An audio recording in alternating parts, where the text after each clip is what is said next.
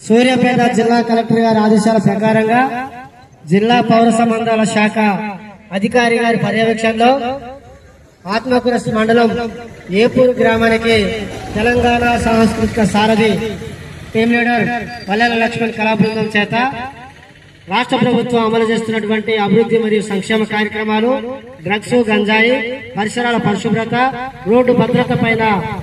ఇప్పుడు మన సారథి కళాకారిణి రాధ నోట ఒక అద్భుతమైన పాట.